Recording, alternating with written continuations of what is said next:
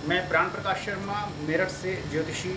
आज मैं बात करूंगा कि कुंडली को कैसे देखें। हालांकि मैंने अभी कुछ दिन पहले वीडियो फ्रेंड से बनाई थी। ज़्यादातर ऑडियोज आपको मेरे चैनल पर मिलती हैं, तो जो वीडियो बनाई थी उसमें कुछ कमेंट्स भी आए हैं। वो और डिटेल में आज इस वीडियो में एक्सप्लेन कर रहा हूँ कि कुंडली को कैसे रीड करना चाहिए। हालांकि मैंने उसमें एक सिस्टम बताया था कि कुंडली को कैसे कैसे देखना चाहिए, क्या सिस्टम फॉलो करना चाहिए। लेकिन कुंडली को देखने का तरीका बहुत भिन्न प्रकार का हो सकता है और हर एक व्यक्ति की अपनी अपनी स्टडी हो सकती है। कोई उत्तर भारतीय वैदिक पद्धति से ज्योतिष को रीड करता है, कुंडली को हॉरोस्कोप को उस हिसाब से पढ़ता है। कोई साउथ की या जैमिनी की ज्योतिष पद्धति को रीड करता है, कोई केवल वैदिक ज्योतिष के माध्यम से करता है, कोई फलित करना चाहता है तो अंक ज्योतिष के माध्यम से करता है, कोई टैरो कार्ड के थ्रू करता है। लेकिन मैं केवल बर्थ चार्ट की बात कर रहा हूँ, जन्म पत्र की बात कर रहा हूँ, जो आप डेट ऑफ बर्थ और टाइम डाल करके तैयार करते हैं। उसमें रीड करने के लिए मैंने जैसे पहले कैसे बताए थे, जो हर एक जन्मपत्री पर लागू होते हैं। लेकिन मैं इस जन्मपत्री में थोड़ा और डिटेल में बताता हूँ कि आपको कुंडली को देखने के लिए कैसे कैसे आप अपने प्रश्नों के माध्यम से कुंडली को देखने का तरीका बदलते हैं। मान लीजिए सामने वाले ने कुंडली कैजुअली दिखाई, आमतौर पर जैसे दिखाते हैं, और उसने हंसी मजाक में केवल एक बात पूछ ली कि मेरी आयु बताइए। अब आयु की गणना केवल हॉरोस्कोप के टेबे से यानी कि लगन चार्ट से देख करके बताना संभव नहीं है। नवमास देखेंगे और चंद्र कुंडली देखेंगे या चलित भी देख लेंगे तो उससे भी आप आयु की गणना नहीं निकाल सकते। हालांकि फल दीपिका का या ज्योतिष शास्त्र का सर्वप्रथम वचन है कि आप किसी की भी जन्मपत्री देखें, सबसे पहले आप उसकी आयु की गणना करें। अगर आयु ही नहीं है तो जो कुछ आप बतला रहे हैं तो उसके बतलाने का कोई औचित्य नहीं रह जाता।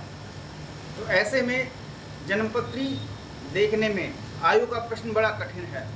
इसके लिए आप साफ कह सकते हैं कि इसकी गणना करने में समय लगेगा, आप इसका हैंड टू हैंड उत्तर ना दें। ये कुंडली देखने में ये सामान्य नियम अप्लाई करें, उसके लिए स्टडी करें बाकायदा, क्योंकि आयु निकालना सरल गणित नहीं है ज्योतिष में। अगर आप केवल डग्गे मारी में या केवल इस बात के लिए बोल देते हैं कुछ भी, इतनी आयु है या इतनी जिएंगे, वो एक विचारहीन औचित्यहीन बात होगी।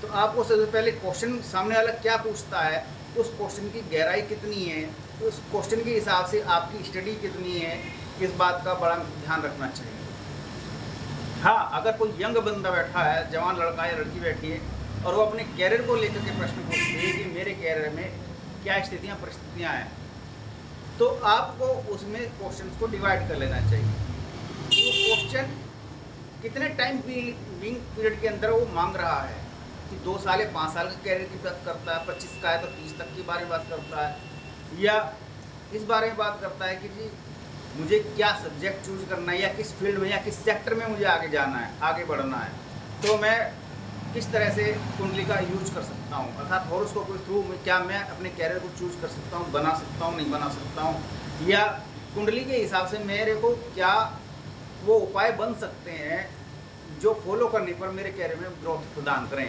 तो ये क्वेश्चन 2 से 5 साल तक का हो सकता है। तो ये उसके लिए आप गणित करके हाथों हाथ 10 से 15 मिनट के अंदर बतला सकते हैं। आयु का बतलाना आसान नहीं है, कैरियर का बताना फिर भी आसान है। अब अगर एक और क्वेश्चन की मैं बात करूं कि अगर कोई ये जानना चाहे कि मेरा ध्यान में या ज्योतिष में बड़ा इंटरेस्ट रहता है कि क्या मैं भी एक सफल ज्योतिषी बन सकता हूं, तो यहाँ उसका प्रश्न बिल्कुल पूरी तरह से बदल जाएगा, क्योंकि वो ज्योतिष में कैरियर बनाना चाह रहा है, नहीं कि ज्योतिष विषय का अध्ययन करना चाह रहा है। ज्योतिष विषय में कैरियर बनाने का मतलब है कि वो ज्योतिष को एक एज ए प्रोफेशन के रूप में शामिल करेगा और उसके माध्यम से धन कमाएगा।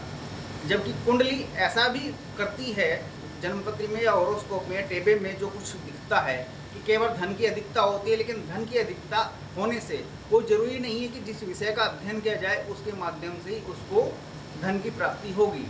तो ऐसे में वो सफल ज्योतिषी बने या उसे एज ए प्रोफेशन के रूप में अपनाए, तो ये बड़ा डीप क्वेश्चन हो जाएगा कि क्या उसके स्टार्स उसको उस विषय का अध्ययन प्रदान करते हैं या उसको बिजनेस की नॉलेज प्रदान करते हैं। क्योंकि एज ए प्रोफेशनल होना एक अलग बात होती है और किसी सब्जेक्ट का ज्ञाता होना बिल्कुल अलग बात होती है।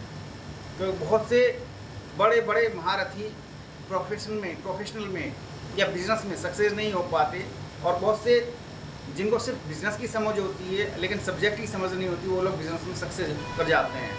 तो ये दो अलग अलग विषय हैं। तो यहाँ समझने की बात होती है कि आप दो चीज़ों को मिक्स ना करें। तो कुंडली में छोटी छोटी बातें बहुत गहराई से देखनी पड़ती हैं, तब आप सामने वाले का प्रश्न का उत्तर दे पाते हैं। मैंने उसमें बतलाया था कि आप